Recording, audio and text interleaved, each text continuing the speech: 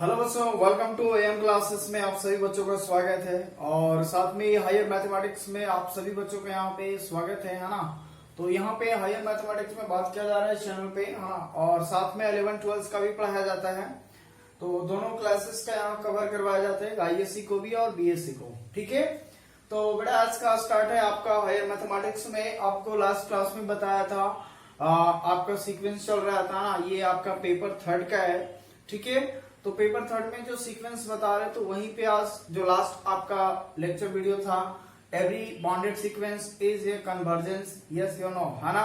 तो इसी चीज को आज मैं प्रूव करके आपको बताऊंगा। ठीक है, उसके बाद डाइवर्जेंस के बारे में बताऊंगा, उसके बाद लिमिट थ्योरम बताएंगे, उसके बाद आपको मोनोटोनिक सीक्वेंस बताएंगे। तो काफी टॉपिक के बारे में चर्चा करेंगे। आप लगातार बने रहे हमारे चैनल पे, और अगर नए हैं तो जल्दी से सब्सक्राइब कर लें, बेल आइकन का नोटिफिकेशन ऑन कर लें, ताकि हर वीडियो का नोटिफिकेशन मिले और आपकी एग्जाम सफलतापूर्वक लिख सके। क्योंकि लॉकडाउन में ना आपको कोई ऑफलाइन क्लास मिल रही है, ना कोई सुविधा हो रही है। मैं आपकी दुविधा को समझ सकता हूं, लेकिन यही मैं प्रयास करूंगा जो हमारी तरफ से हो, और वही सुविधा है जो आपको ऑनलाइन की सुविधा दे रहा हूँ। क्लियर? चलिए, अब एनीवे आप यहाँ पे देखें, स्क्रीन पे देखें क्या है आपका स्क्रीन पे।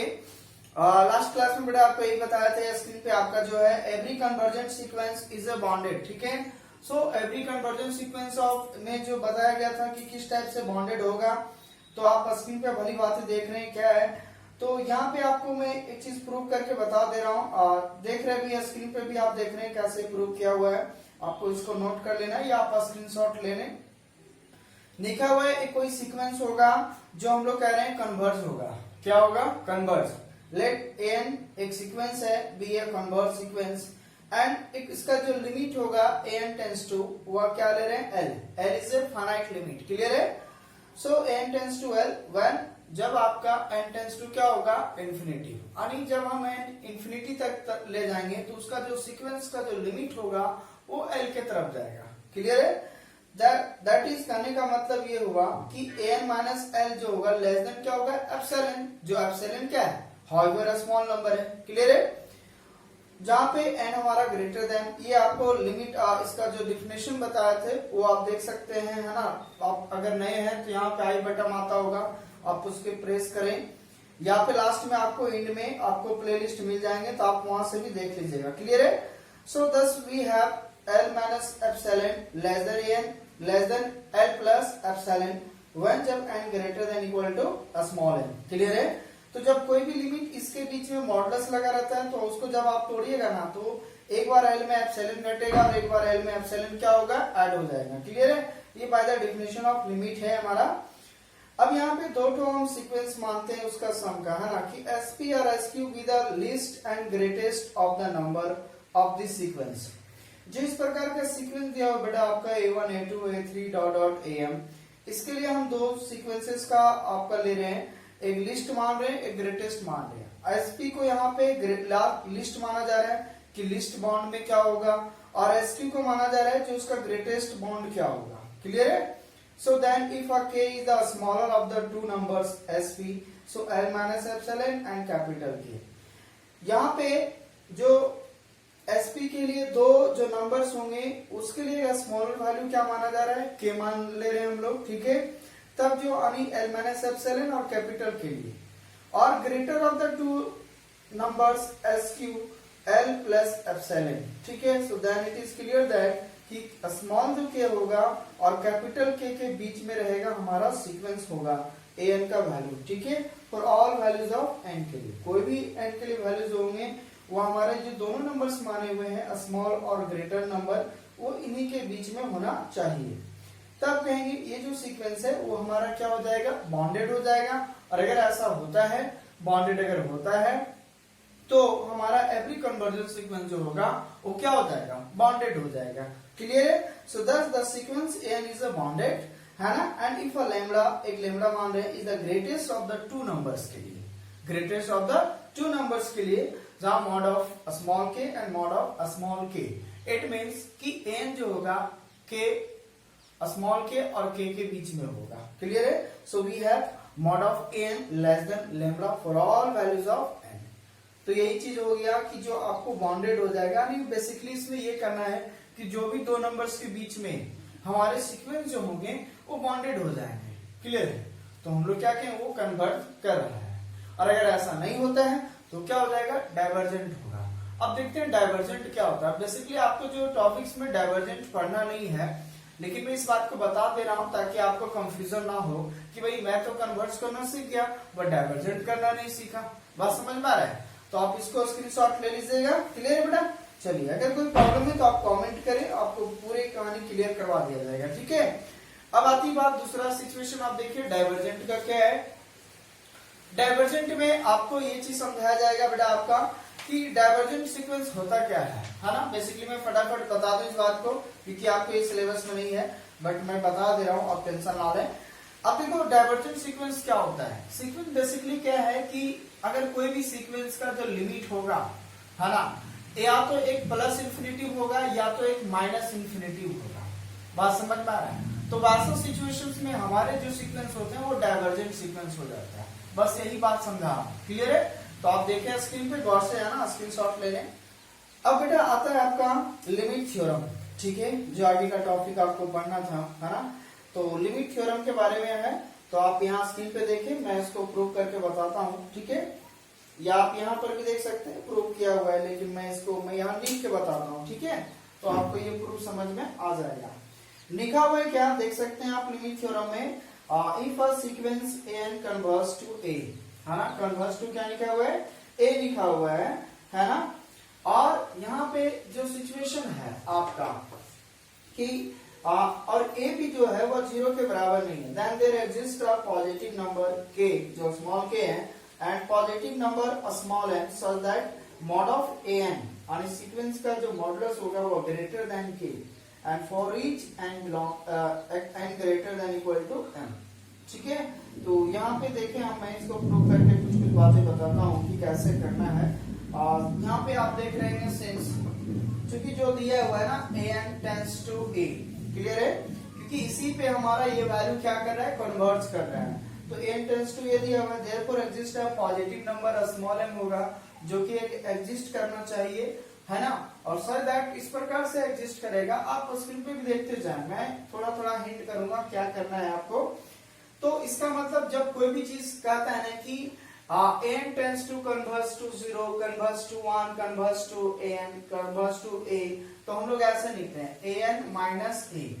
इट मींस जो लैंग्वेज लिखा हुआ है स्टार्टिंग वाला कि सीक्वेंस n है वो कन्वर्ज टू कहा है a है, तो हम लोग ऐसे लिखते हैं। और by the definition of limit से तो हम लोग इसको क्या लगाएंगे, एप्सिलॉन लगाएंगे, और फॉर ऑल जितनी भी n है वो ग्रेटर देन इक्वल टू क्या होगा, m।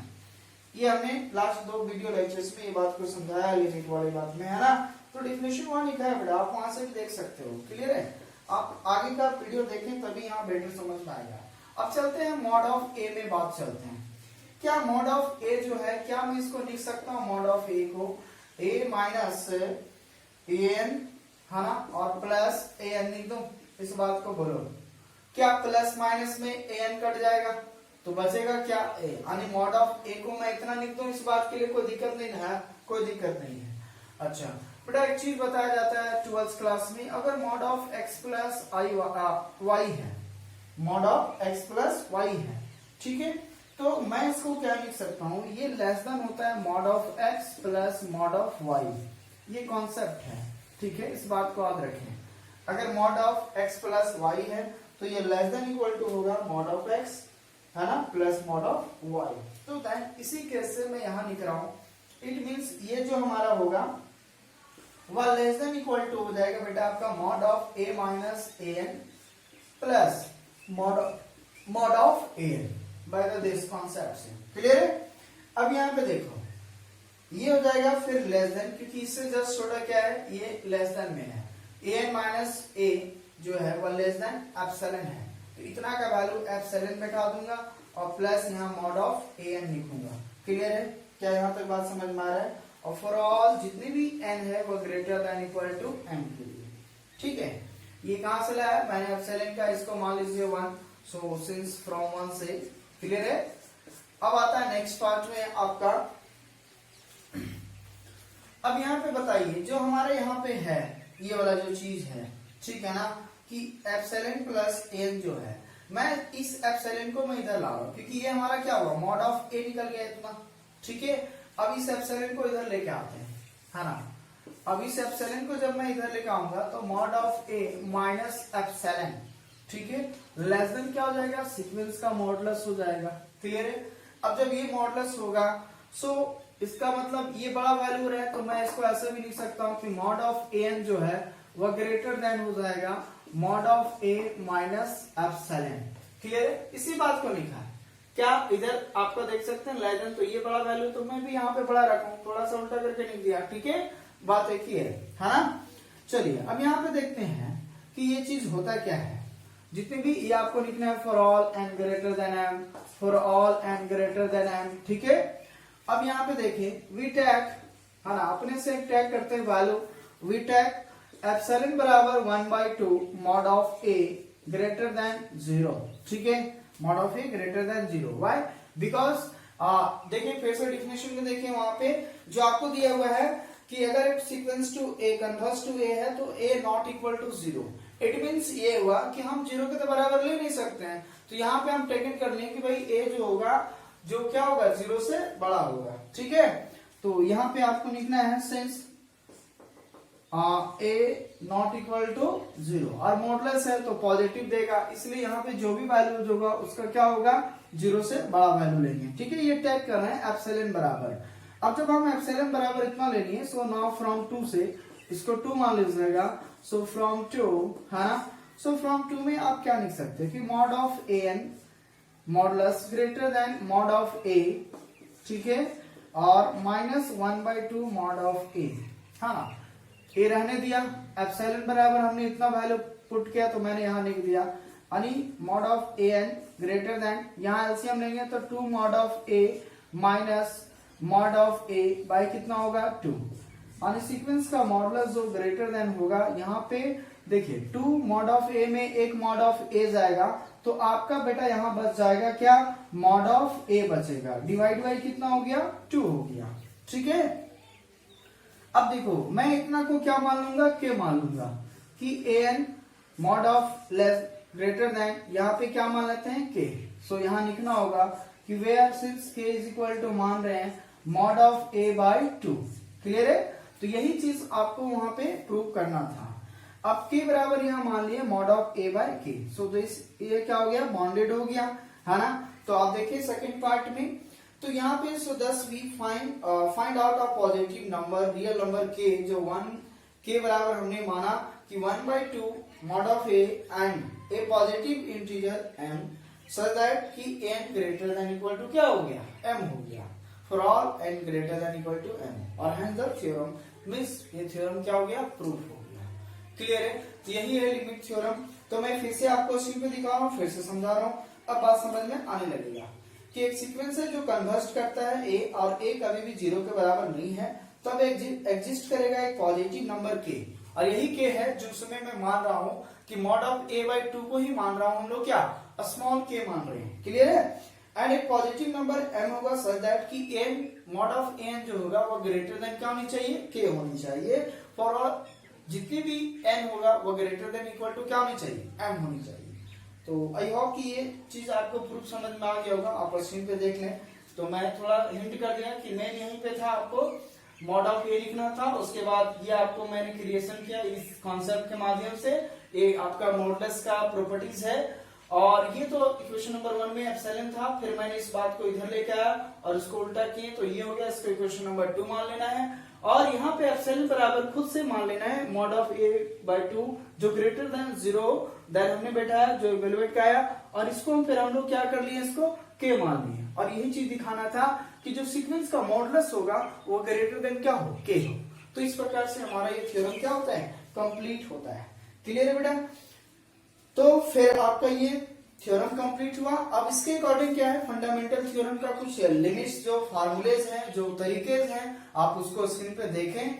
ये सिर्फ फार्मूला आप नोट कर लें, बाकी बात इसमें कुछ नहीं करना है। तो दो सीक्वेंस है, और दो सीक्वेंसेस का जो लिमिट है, अगर n tends to infinity a n बराबर कैपिटल ए, और bn का सीक्वेंस का जो लिमिट है n टेंस टू इंफिनिटी में, उसको कैपिटल भी मान रहा है। तो ये आपका 4 फार्मूला है कि दो सीक्वेंस का सम का लिमिट कैसे, क्या अलग अलग लगा सकते कि नहीं, तो आप अलग अलग लिमिट लगा सकते हो।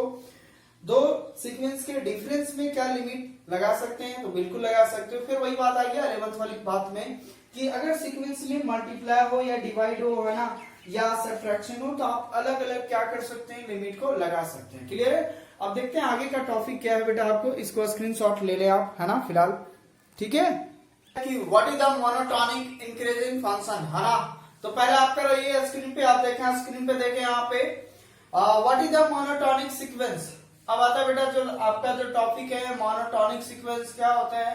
अगर आपको डिफाइन करने पूछे बहुत तरीके से बताऊंगा मोनोटोनिक सीक्वेंस होता है क्या है। आप ध्यान से सुने। यहाँ पे कहते हैं what is the monotonic sequence. A monotonic sequence is a sequence.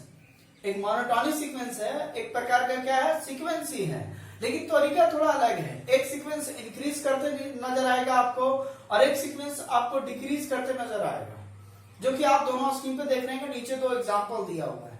Clear है? तो आप मोनोटोनिक सीक्वेंस का मतलब ये होता है या तो सीक्वेंस इंक्रीज करे या तो डिक्रीज करे, तभी वैसा सीक्वेंस हमारा मोनोटोनिक सीक्वेंस कहलाता है।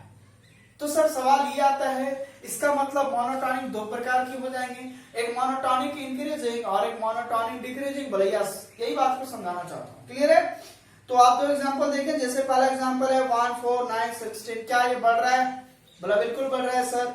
दूसरा देखिए 1 है, 1/2, 1/3, 1/4, 1/5, आना 5, 1/6। इस प्रकार की सीक्वेंसेस आएंगी। क्या ये डिक्रीज कर रहा है, इंक्रीज कर रहा है? क्या बता सकते हैं? बिल्कुल। देखो 1 है, 1/2 मतलब 0.5, 1/3 का मतलब उसको 3 भाग कर दीजिए, फिर उसको 4 बार, उसको 5 भाग करना है। इसका मतलब ये क्या कर रहा है? डिक्रीज कर रहा है। तो इस प्रकार के सीक्वेंस को क्या बोलेंगे? मोनोटोनिक डिक्रीजिंग सीक्वेंस बोलेंगे। और सीक्वेंस डिक्रीज कर रहा है तो डिक्रीजिंग, इंक्रीज कर रहा है तो इंक्रीजिंग। बात समझ में आ गई ना बात? चलिए अच्छा, एक और आता है बात। अब ऐसा सीक्वेंस भी होता है जो ना इंक्रीज करता है ना डिक्रीज करता है। बोला ऐसा सीक्वेंस भी होता है सर? बोला बिल्कुल, है ना। तो आप वहां पे देखें non monotonic sequence. Non monotonic sequence में क्या होता है? वो सीक्वेंस ना आपको नजर आएगा बढ़ते क्रम में ना घटते क्रम में नजर आएगा। क्लियर है? जैसे देख सकते हैं सीक्वेंस 1 -1 1 -1 1 -1। ये फर्स्ट क्लास में भी बताया था कि ये सीक्वेंस कैसे क्रिएट होता है। क्लियर है?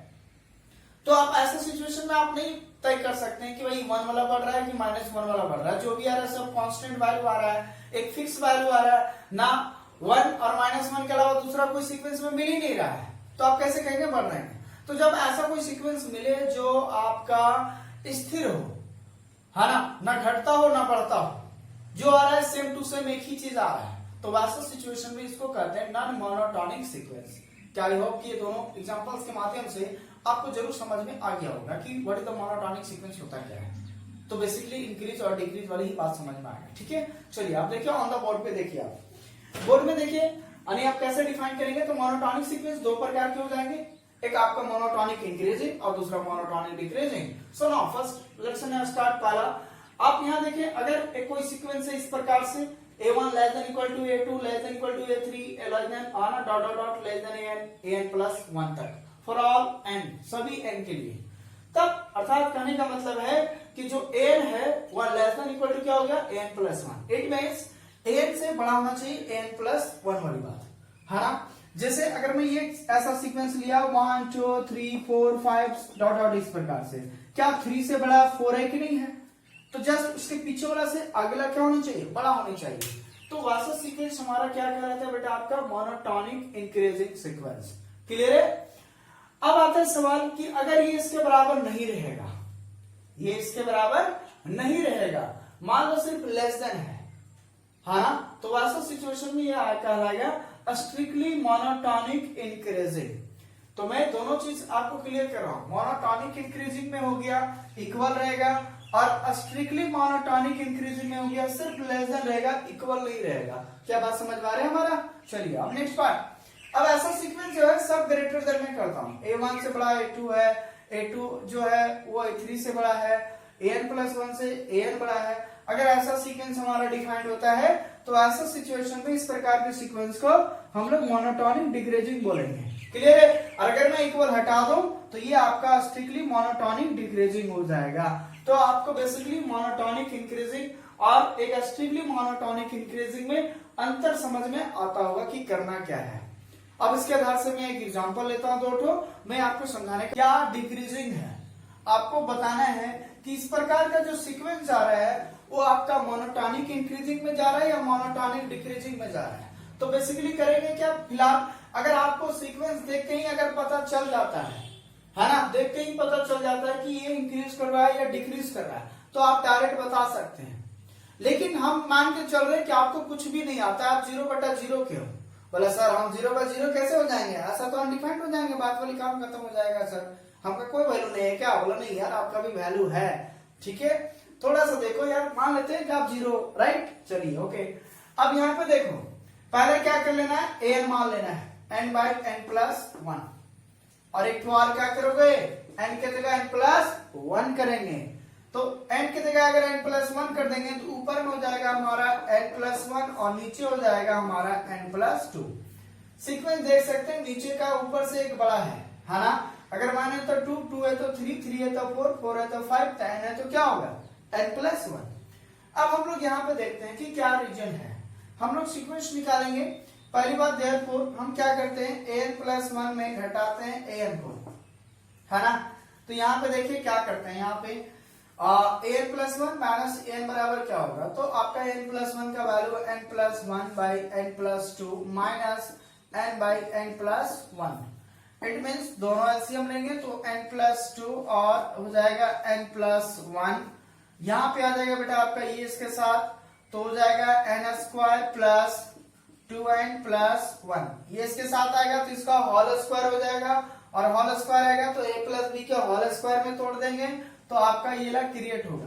फिर ये इसके साथ आएगा तो n मल्टीप्लाई करेंगे तो हो जाएगा n² - 2n आएगा।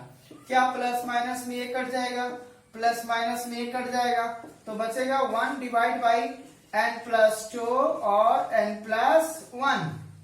क्या आप बता सकते हैं कि ये वाला जो है पॉजिटिव में है, ये वाला भी है पॉजिटिव में है, और ऊपर भी 1 एक पॉजिटिव है। पॉजिटिव क्या होगा, 0 से बड़ा होगा कि छोटा होगा, आप ही बताओ।